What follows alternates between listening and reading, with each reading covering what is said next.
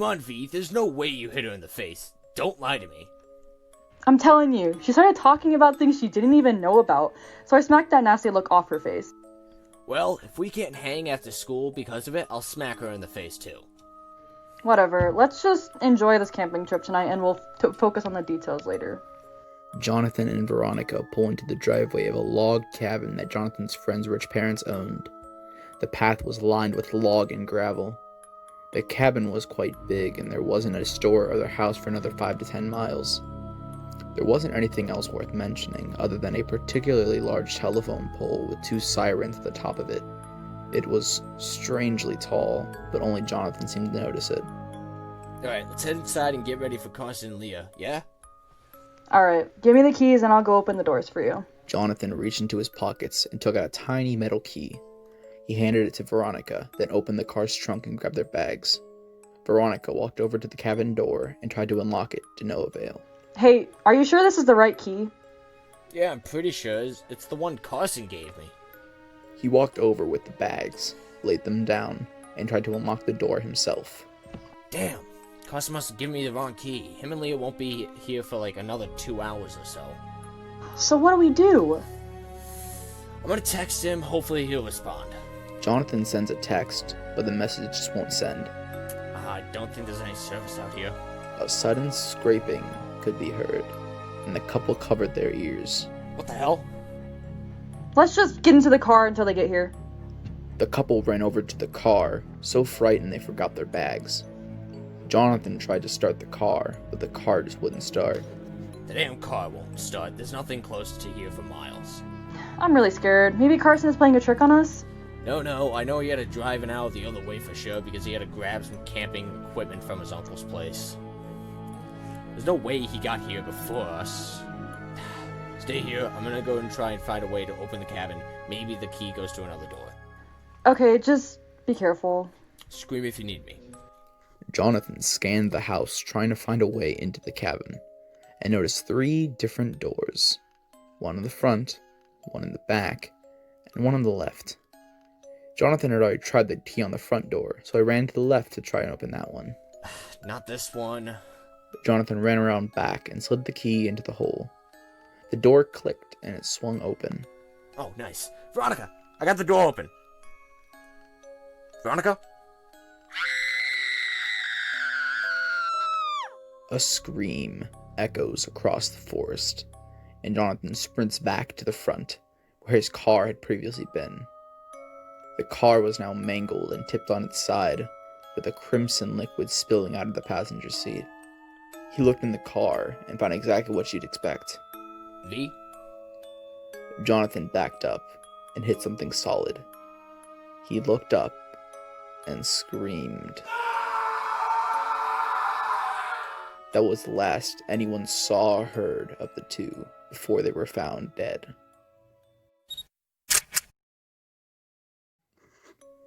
Jonathan's friend Carson sits in the interrogation room across from the county's ranger. I swear, the last I heard from them, they were on their way there. Okay, when did you find their bodies? Around 9 p.m. maybe?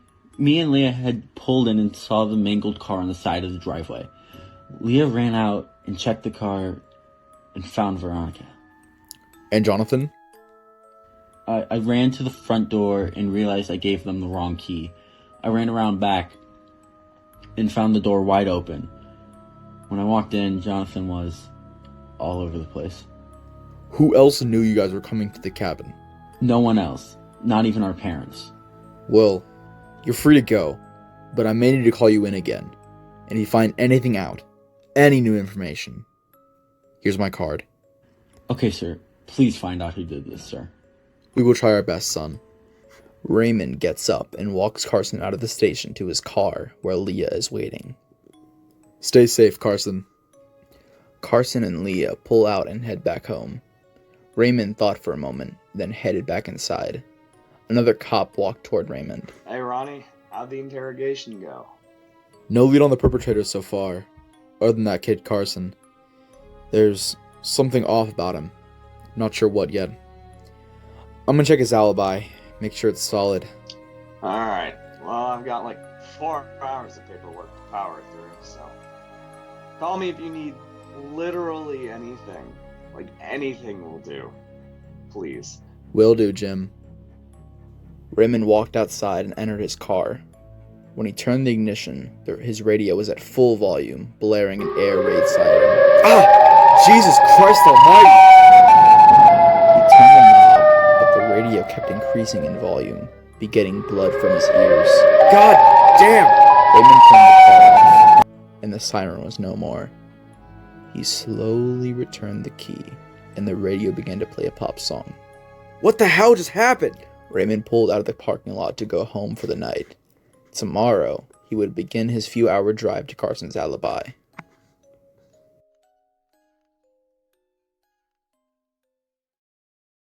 Raymond's phone begins to ring, and Jim's name pops up on the dash.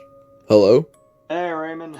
Since I know you're bored, I want to tell you about this new creature I found on that creepy website I found.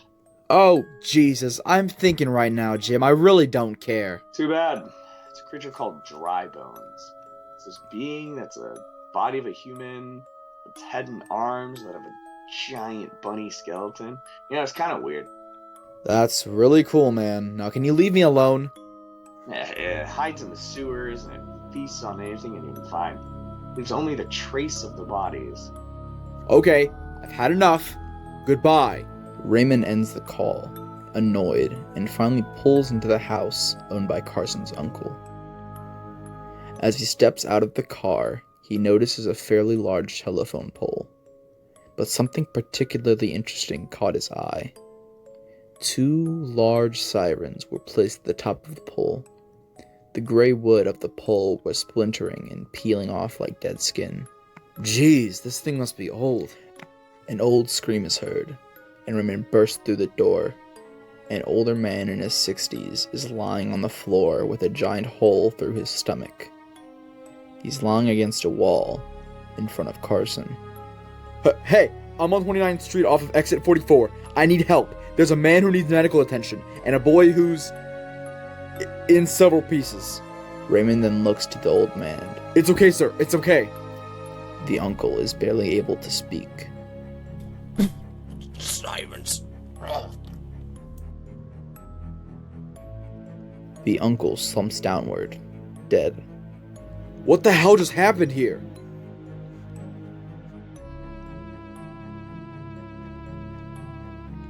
Jim enters Raymond's office, his mouth full with a donut and a laptop in his hands. Hey Jim, what do you have now? Okay, listen, this is insane. This is urban legend. Siren something, I don't know. It plays sounds, you know, fake news broadcasts, and imitates people to lure and prey. Wow, that's actually interesting for once. Look at what this thing looks like, though. What the? Holy... Follow me. Raymond practically leaps out of his chair. What? What's the matter? Ed runs into an office, grabbing a picture of Carson's house. He points to the telephone pole he observed before, and it was identical to the photo Jim had on his laptop. What in holy Caesar's ghost? Raymond picks up a second photograph, one of the log cabin.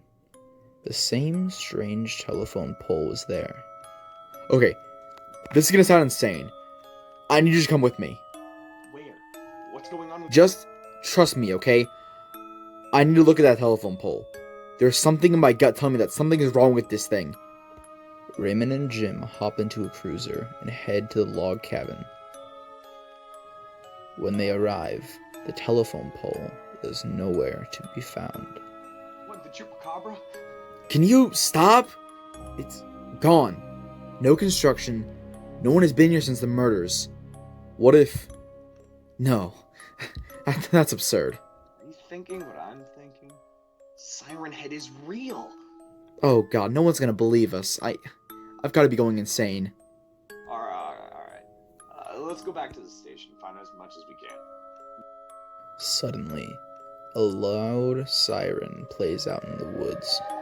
This is an emergency warning. A flash flood has been spotted in the nearby area. Get to shelter as soon as possible. This is not a drill. Oh shit, come on, get inside. No. That's what it wants. That's what who wants? Siren Head. He's playing a fake news broadcast. I know it. Just get in the car. Can you stop? It can't be real, okay? There's gotta be a reasonable explanation for this. Suddenly, they hear thunderous footsteps from behind. The pair look behind them and see a 40-foot tall creature, skin peeling, siren blaring monster sprinting towards them. Reasonable my ass. Get in the car. The two scramble into the car, Jim into the driver's seat. Drive! Jim practically stomps the pedal as the car accelerates. Raymond glances at the speed gauge and Jim is driving at over 120 miles per hour, but somehow the monster behind them is still keeping pace. Suddenly, the monster screeches at them. Cannibal, out, nimble, trouble, remove, underneath, near. The creature changes mid-sprint and begins running on all fours. Criminal, actors, negate, toward, hell, infer, death, echo. It only takes a few seconds for the creature to ram into the back of the cruiser and send it flying forwards. The car rolls down a large hill, tumbling but lands on its wheels. On the highway, Jim looks over at Raymond, and they look at each other in awe and relief. The figure is nowhere to be seen. Christ, I think we found our murderer. You think? A loud car horn blares, as the car is suddenly struck by a large truck, sending the car tumbling once again. When it stops, the car is lying upside down on the pavement. Raymond pulls himself out of the car, but doesn't see Jim. He goes around the car and he pulls Jim out. Come on, Jim! Raymond checks his pulse. It's slight, but existent. Someone call an ambulance! Raymond sits down against the car, and he puts his hand to his throbbing head. He feels something cool and slick. He checks his hand, and it's covered in crimson blood. The world begins to spin, and Raymond passes out from his injuries.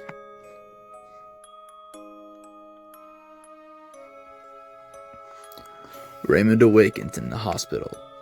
He had been sitting in that bed wanting to find the beast since he first arrived. The doctor stated that today was the day he could leave, although they highly suggested against it. Raymond rose out of bed and put on some fresh new clothes. He walked down the hall to Jim's room, where he laid there, motionless. Jim was in a coma. During the first tumble, he had repeatedly hit his head on the wheel, but the second tumble caused whiplash, nearly severing his spinal cord. Jim, if you can hear me, I'm gonna murder that monster, you hear? I'll slay him. I'll find a way, damn it, I'll kill it! Raymond walked out of the room and out of the hospital. He got into his car and looked in the rearview mirror. Suddenly a chill shot over his entire body. Two large sirens appeared just above the tree line. It was stalking him. You know what? I had enough! He pulled out of the lot and entered the police department. He opened up his laptop and got to work studying the creature known as Siren Head. Raymond laid back in his chair, stressed and frustrated. He had expected there to be next to nothing about the creature, but the reality of it still angered him. Damn! If I can't kill it, then I have to trap it somehow, until I do. What if... Raymond pulled open a map of the town. The map was pretty organized and not cluttered in the slightest. The buildings were spread out and easy to locate, so when Raymond found a construction site deep in the woods, he knew he struck gold. Aha! This site is supposed to be, 60 feet tall? And it's secluded. If I can find a way to lure this thing in there, and make the supports unstable, I can trap it. Maybe even kill it if I'm lucky. But, how do I lure it? Raymond sat up and thought for a minute. It doesn't matter. I have to hurry. Raymond stood up and walked down to the chem lab. Hey, Lee. Hey, Ray. What do you need? Okay, theoretically, if I wanted to make, I don't know, Metal supports melt or explode. What would I do? Well, if I were to do that, not that I would use thermite. When ignited, it undergoes an exothermic reduction oxidation reaction. What? Gets really hot. Heat melts metal. Right. Where, once again, theoretically, could I find some thermite? You can't find thermite. It's created by combining 3 parts red iron oxide and 1 part aluminum fuel. But lucky for you, we have both here at the lab. Thanks a lot. I really appreciate it. Whoa. I said it's here. I never said you could have it. Really? Yeah. I can't just watch you take highly reactive chemicals out of this lab. But if I drop my pen on the floor and it were to roll over to a specific shelf, I suppose that some chemicals and some aluminum scraps missing wouldn't be that big of a problem. Right, okay. Lee drops a pen towards a shelf of labeled containers. Raymond walks over to the shelf, grabs a container filled with powder labeled iron oxide. He looks a few shelves down, and there are some scraps labeled aluminum. He walks back to the door, glances at Lee, and mouths a thank you. He rushes out to his car, hops in, and starts the car. Raymond still needed to find a way to lure the beast into his trap, but it didn't matter. He takes off towards the construction site, hoping to God this plan will work. Raymond drove up to the construction site. It was a tall skeleton built of metal, and the emptiness of it filled Raymond with the determination to fill it. Fill it with a creature who needed to be rid of. He suddenly remembered something he read during his research of the thing. If you said its name 4 times, it would come for you. He drove the cruiser into the middle of the structure, then abandoned it. He synced the station on his radio of the car with his pocket radio, and began placing aluminum scrap by the support beams. When he was ready, he sat within a large bush and turned the radio on. Here goes nothing. Siren Head. Siren Head. Siren Head. Siren Head! A calm rested over the forest. All that Raymond could hear was the heavy, panicked breathing of his own breath. He was worried it didn't work. In the distance, a sound suddenly became apparent. A siren, slowly getting louder and louder, heading straight towards Raymond. Raymond could hear trees falling, being crushed beneath the beast heading right for him. Siren Head! Siren Head! Siren Head! Siren Head! Raymond heard the echoing of random words coming from the monster once again. Idaho, mine, garden, ocean, niece, nest, air, keys, intimate, limits, lies, yard, onto, unanimous. Its screams got closer and closer until it appeared out of the forest and stepped onto the construction site. This was the first good look Raymond got at the creature, and chills echoed throughout his body. He was paralyzed with fear. As the monster's appendages were longer than a car, its body swayed as its sirens scanned the area looking for signs of life. Raymond built up the courage to speak into the radio once again. Come and get me, you son of a bitch! The creature snapped its body towards the sound and ran on its hind legs to the car and began crushing and denting the car beyond repair. Raymond then switched the channel, causing static to erupt from the car as Siren Head beat the car over and over. Raymond suddenly stood up with the iron oxide as fear evaporated from his body. All that was left was anger and determination, so with that, he ran into a sprint over to one of the beams with aluminum in it. He placed the iron oxide onto the aluminum scrap, then moved on to the next. After 4 beams were primed, the last was closest to the beast. He ran with all of his might, dumped the rest of the iron oxide on the aluminum, and ran as fast as he could. He was almost to the bush when a gray hand seized him and pulled him back towards the beast. It began to slowly crush him, his fingers wrapping around his waist. Raymond felt as if he was a tub of toothpaste, his organs about to squeeze out. Raymond pulled his gun from his pocket and fired 6 shots straight to the monster's sirens. It dropped him and began screaming once again. Younglings, orbit, undo, wonder, isle, launch, laundry, neither, eternal, vexed, entrance, remove, beast, exit, severed, existence, bind, entrails. Raymond had enough time to run away from the construction site and jump into the bush, when the entire skeleton of metal collapsed upon the creature, burying it alive.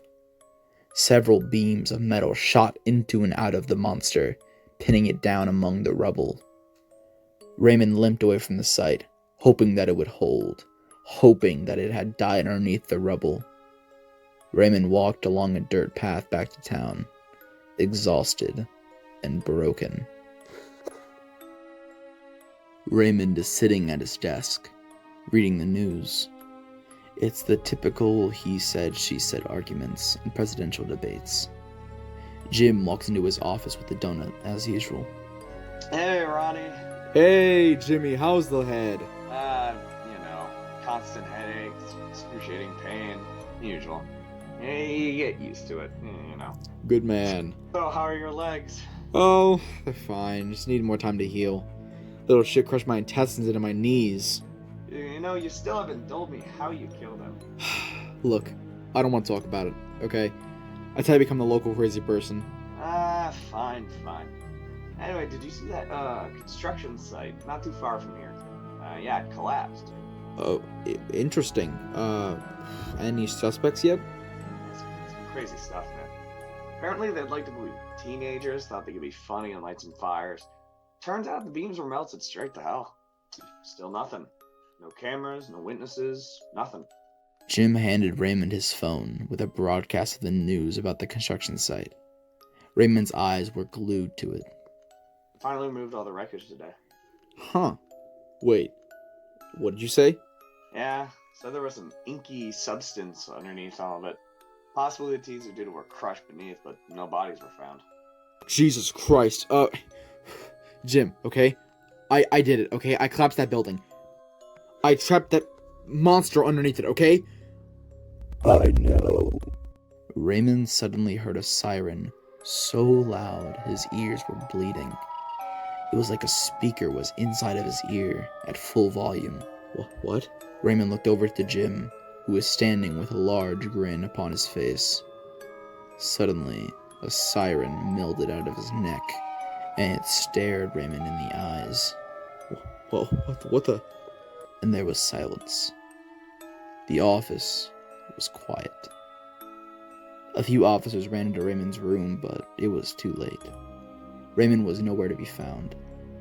Lee, walking down the hall, notices the eruption of noise. He makes it to Raymond's room and sees nothing. Raymond's laptop plays static, and a slight siren can be heard. A jumbled voice speaks. Granted, America, murder, evil, offensive, vendetta, erased, redemption. The end.